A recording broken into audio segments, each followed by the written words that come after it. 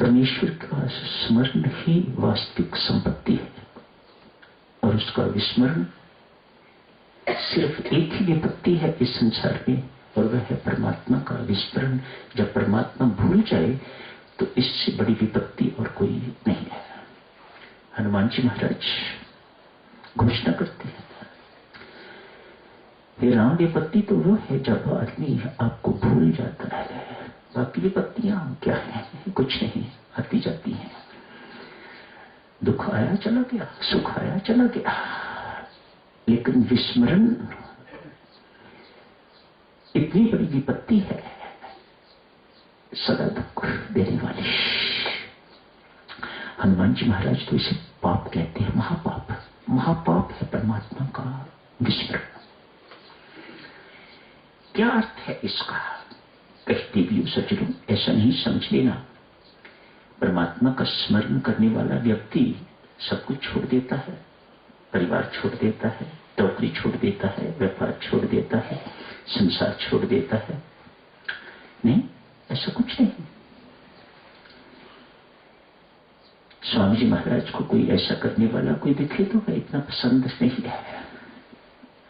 भगवान श्री की अपनी घोषणा है, मेरे लिए मरने वाले तो बहुत, लेकिन मुझे मरने वालों की जरूरत नहीं। मुझे उनकी जरूरत है जो मेरे लिए जीना चाहते हैं, जो मेरे लिए जीते हैं। मुझे उनकी आवश्यकता है। मुझे भीख मांगने वाले साधु योगी नहीं चाहिए, मुझे कर्म करने वाले योगी चाहिए। मैं कर्म योगी बनाना चाहता हूं। मैं भीख मांगने वाले, इधर उधर घूमने वाले योगी मुझे पसंद नहीं। ये परमात्मा की घोषणाएं कोई माने इनको ना माने दूसरी बात है, कुछ नहीं छूटता, सब चलता रहता है। ये नाम भक्ति की महिमा है, इसमें कुछ छोड़ना नहीं पड़ता। सब कुछ करते हुए नाम की उपासना होती रहती है। जंगल में नहीं जाना पड़ता, पहाड़ों में नहीं जाना पड़ता, एकांत में बैठ के साधना नहीं करने की जरूरत। आप दुकान पर बैठ के साधना करो। स्वामी जी महाराज को ये पसंद है, परमात्मा को ये पसंद है। आप साधना में लग गए तो दुकानदारी कौन करेगा? आप साधना में लग गए तो परिवार का, मेरे परिवार का पालन, भगवान क्या कहते हैं, मेरे परिवार का पालन कौन करेगा? मैंने तुम्हें जिम्मेदारी दी हुई है, इसे निभा। भागने की जिम्मेदारी मैंने नहीं दी हुई तुम्हें कि तुम भाग के इस परिवार को छोड़ के चला जाओ। नहीं, ये सब कुछ तुम्हें करना है, साथ ही साथ स्मरण करना है। बात, मेरा स्मरण करता हुआ तू युद्ध कर, मेरा स्मरण करता हुआ तू अपने सारे के सारे कर्तव्यों का पालन कर। यही गीताचार्य भगवान श्री कृष्ण का उपदेश है, यही स्वामी जी महाराज की साधना पद्धति है। भक्त नामदेव कहते हैं, देवी सज्जनों, उन्हें भगवान के 12 बार दर्शन हुए।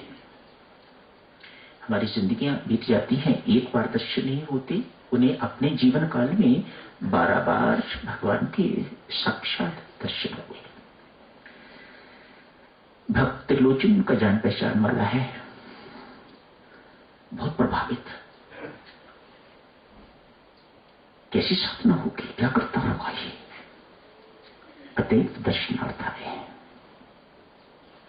आपने देखा, जहां पर भी कहीं काम करते थे, छपाई का काम करते थे, शिंबे जी ने कहा जाता है, वह काम करते थे। भीड़ लगी हुई, त्रिलोचन से राम राम तो हुई, लेकिन बात करने की फुर्सत नहीं। नामदेव इतने व्यस्त है, कोई कुछ कह रहा है, कोई कुछ कह रहा है। भक्त जी, मुझे रजाई ये आज शाम को चाहिए, मिल जाएगी। कोई कह रहा है, ये कपड़ा जो छपाई करने के लिए दिया है, ये मुझे आज ही चाहिए, रात को मिल जाएगा ना? हर बात का जवाब दिया जा रहा है, साथ ही साथ वह छिंबा नामदेव छपाई भी कर रहा है। त्रिलोचन ये सब कुछ देख के बहुत चकित है। मत सोचियो एसटीडी का काम करना ही काम है बस, इससे सिमरन नहीं होता। नहीं, मानो आपने सिमरन की विधि नहीं सीखी, सिमरन कैसे किया जाता है, ऐसा कुछ नहीं। आप देखो, नामदेव जी अपना कामकाज भी कर रहे हैं, यकीन रखिएगा उनका सिमरन भी चल रहा है। त्रिलोचन को संदेह होता है, ये लोग कहते हैं तुम्हें 12 बार परमात्मा के दर्शन हुए, क्या ये सत्य है? मानो शंका हुई, संशय हुआ। ये तो हम गृहस्थों से भी बढ़ के है, इसे बात करने की फुर्सत नहीं। किस वक्त ये राम राम जपता होगा, किस वक्त ये सब कुछ करता होगा, किस वक्त पूजा पाठ करता होगा रात को? पर इसने तो सुबह के लिए भी काम दे रखा हुआ है, सुबह का समय दे रखा है। मानो रात को भी काम करता होगा तो ये सुबह देगा ना, ये छपाई करके कि मैं चद्दर तुम्हें सुबह दे दूंगा। रात को भी यही करता है, फिर पूजा पाठ किस वक्त करता है? त्रिलोचन से रहा न गया तो पूछ दिया, भक्त जी क्या सचमुच आपको भगवान के 12 बार दर्शन हुए? आप इतने व्यस्त हो, एक गृहस्थ से भी अधिक व्यस्त हो आप। यदि आपको ये प्राप्ति हुई है तो कैसी हुई है? भक्त नामदेव देवियों यह समझाते हैं, कहते हैं नाम स्मरण इन हाथों से नहीं होता, नाम स्मरण तो हृदय से होता है, मन से होता है। नाम स्मरण में ये कामकाज कोई बाधा नहीं है, काम तो हाथों से होता है, जवाब मुझे जबान से देना होता है, लेकिन सिमरन तो हृदय से होता है, मन से होता है, चित्त परमात्मा के साथ मेरा लगा हुआ है, बस ये पर्याप्त है। चित्त ही परमात्मा के साथ जुड़ा हुआ होना चाहिए, मन ही परमात्मा के साथ जुड़ा हुआ होना चाहिए। बहुत सी उदाहरणें देके भक्त नामदेव त्रिलोचन को समझाते हैं।